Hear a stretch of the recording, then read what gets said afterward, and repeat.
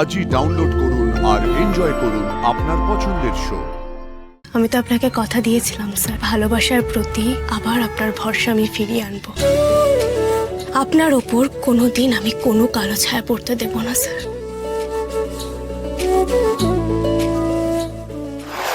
এই দুটো নাচের অংশে মধুবনী ম্যাডামের চোখের মণিও আলাদা, দেখাচ্ছি আপনাকে। এই দেখুন, এখানে একরকম, আর এটা দেখুন। আর এই মধুবনী ম্যাডামের চোখের মিলের সাথে আমরা যাকে চিনি সেই মধুবনী ম্যাডামের চোখের মিল আছে, দেখুন ভালো করে।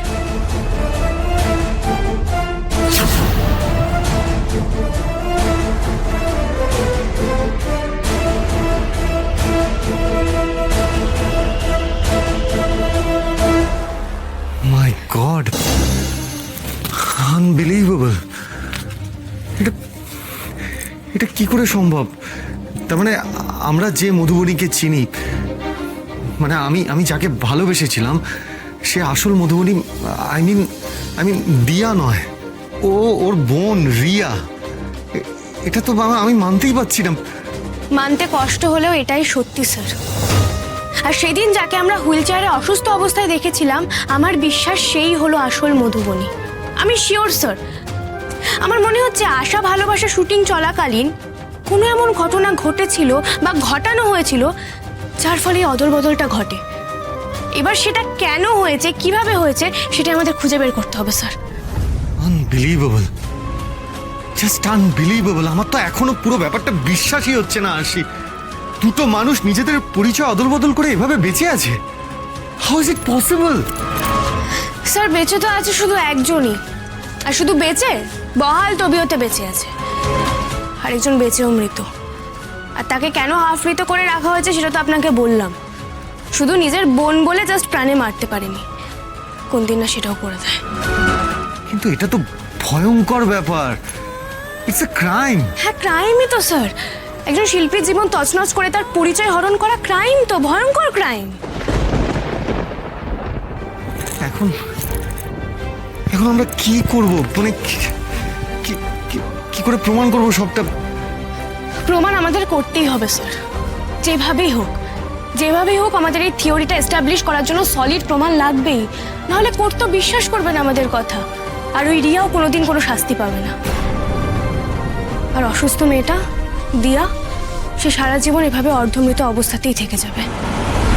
হ্যাঁ, আমিও তো সেটাই বলছিলাম। আমরা যদি আশা ভালোবাসা ছবির এই নাচের ভিডিওটা দেখিয়ে বলি যে একই নাচের মধ্যে একজনের নাচের ধরন কিভাবে বদলে গেল, সেটা দেখালেও কি লোকে বিশ্বাস করবে না? আর মধুবনীও তো পরে মুম্বাইতে গিয়ে নাচ শিখে এসেছে। তার মানে এটা প্রমাণ করে যে ও আগে নাচ জানতো না, তাই না? না না না না না স্যার, ওভাবে হবে না। মধুবনী ম্যাডাম তখন যুক্তি দিয়ে দেবে যে আমার কোনো রকমভাবে মেন্টাল কন্ডিশন ভালো ছিল না, তাই আমি নাচে কনসেন্ট্রেট করতে পারিনি। আর মুম্বাই যাওয়ার ব্যাপারটা যে কেউ নিজের পারফরমেন্স উন্নতির করার জন্য যেতেই পারে। আর চোখের মনির ব্যাপারটা ক্যামেরার কারসাজি বলে ডিনাই করে দেবে। ওভাবে হবে না স্যার, আমাদের একটা সলিড প্রমাণ চাই। হ্যাঁ, কিন্তু সেটাই তো, কে আসল রিয়া কে আসল দিয়া এসব প্রমাণ করবো কি করে আমি তো বুঝতে পারছি না। একমাত্র আসল দিয়াই হতে পারে আমাদের সেই প্রমাণ। বললে? কিন্তু সে তো অসুস্থ, সে তো ঠিক করে কথাই বলতে পারে না। ওটাই তো চ্যালেঞ্জ স্যার। ইচ্ছা করে ভুল চিকিৎসা করে যাকে প্যারালাইজড করে রাখা হয়েছে, তাকে কি ঠিক চিকিৎসা দিয়ে আমরা সুস্থ করে তুলতে পারি না স্যার? তাকে সুস্থ করে তুললেই তো সে সত্যি কথা বলে দেবে। যেভাবেই হোক তাকে সুস্থ করে তুলতে হবে স্যার। হ্যাঁ আমি জানি কাজটা কঠিন, ওই রিয়া বাধা দেবে, ভয়ঙ্করভাবে বাধা দেবে, নাহলে তোর গ্ল্যামারাস দুনিয়া পুরো ধুলোয় মিশে যাবে, তাই না? ওই দিয়াকে যেভাবেই হোক সুস্থ করে তুলতেই হবে। কিন্তু কি করে আসি?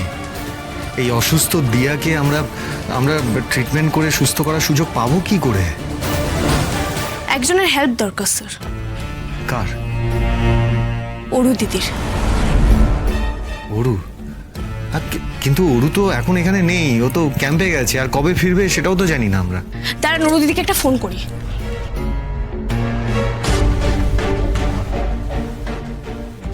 হ্যালো অরু দিদি, বলছি তুমি কবে ফিরছো গো? তোমাকে আমার খুব দরকার। হ্যাঁ আচ্ছা আচ্ছা, ঠিক আছে ঠিক আছে, ওকে ওকে, রাখলাম। হ্যাঁ কি বললো অরু, কবে ফিরছে? স্যার মনে হচ্ছে লাক আমাদের ফেভারই আছে, কালই ফিরছে অরু দিদি। বাহ, ভেরি গুড, তাহলে তো ভালোই হলো। কিন্তু কাল তো আমাকে একবার অ্যাডের কস্টিউম ট্রায়ালের জন্য শপিং মলে যেতে হবে। হ্যাঁ হ্যাঁ স্যার, আমার মনে আছে, আমি তো গাড়ির ব্যবস্থা করিয়ে রেখেছি। ও ঠিক আছে, তাহলে অরু এলে তুমি আমাকে সেই মুহূর্তে জানিও, ঠিক আছে? হ্যাঁ স্যার, সে তো জানাবই। ওরু দিদি এসে গেলে গুছিয়ে প্ল্যান করতে হবে। মধুবনী ম্যাডাম আপনাকে হাতের মুঠোয় রাখার প্ল্যান করছেন তো, সেই প্ল্যান জম্মের মতো বানচাল করে দিতে হবে। গোটা দুনিয়ার সামনে ওর আসল চেহারাটা তুলে ধরে এই নকল মধুবনীকে জেলের ঘানি টানাতে হবে। আর ওর নাগপাশ থেকে আমি আপনাকে চিরদিনের জন্য বের করে আনবো স্যার। থ্যাংক ইউ আরশি। বারে, এখনো তো কিছুই করলাম না স্যার। কে বলেছে করনি? তোমার সাথে আমার পরিচয় হওয়ার পর থেকেই তুমি সব রকম কঠিন পরিস্থিতিতে আমার পাশে থেকেছ, আর তার জন্য থ্যাংক ইউ সো মাচ। আমি যে আপনাকে ভালোবাসি স্যার, ভালোবাসার মানুষকে যদি আগলেই না রাখতে পারি, তার গায়ে কাদা লাগার থেকে যদি রক্ষা না করতে পারি, তাহলে আর ভালোবাসি বলবো কোন মুখে? ভাবতেও অবাক লাগে যে এই মধুবনীকে নাকি আমি ভালোবেসেছিলাম, আর সেই ভালোবাসার মানুষ মুহূর্তের মধ্যেই আমার সবচেয়ে বড় প্রতিদ্বন্দ্বী হয়ে উঠল।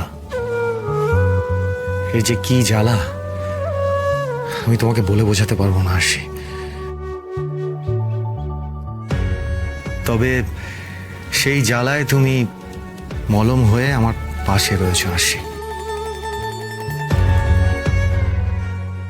আমি তো আপনাকে কথা দিয়েছিলাম স্যার, ভালোবাসার প্রতি আবার আপনার ভরসা আমি ফিরিয়ে আনবো।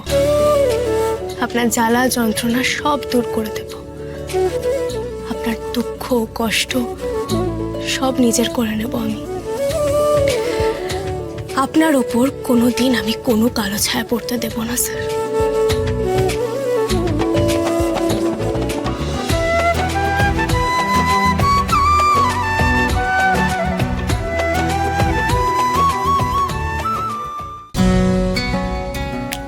অরু, বাবলুদা, আরে অরু কেমন আছিস তুই? হ্যাঁ, কি খবর তোর? মেডিকেল ক্যাম্প কেমন হলো তোর? খুব ভালো হয়েছে, একদম অন্যরকমের এক্সপিরিয়েন্স। বাবলুদা, তুমি নিশ্চয়ই ভালো নেই? আমি আরশির থেকে সবটা শুনলাম বাবলুদা, তাই গেস করলাম যে তুমি এখন ঠিক কি পরিস্থিতির মধ্যে দিয়ে যাচ্ছ। স্যার চলে এসেছেন, এবার আমাদের একটা গুছিয়ে প্ল্যান করতে হবে অরুদি। দেখো আরশি, মধুবনী মেয়েটাকে আমি কোনো কালেই খুব একটা পছন্দ করতাম না, কিন্তু ও যে এতটা ডেঞ্জারাস সেইটাই আমি বুঝতে পারিনি। একদম ক্রিমিনাল মেন্টালিটির একটা মেয়ে। যাকে আচ্ছা আরশি, প্ল্যান তো আমরা করব, কিন্তু তুমি প্রমাণ জোগাড় করবে কি করে সেটাই তো আমার মাথায় আসছে না। প্রমাণ তো জোগাড় হবেই অরুদি, কঠিন অসুখের তো কঠিন ওষুধই হয়। ওই ডেঞ্জারাস মেয়ের কার্যকলাপ জানতে আমাদের একটা ডেঞ্জারাস কাজ করতে হবে।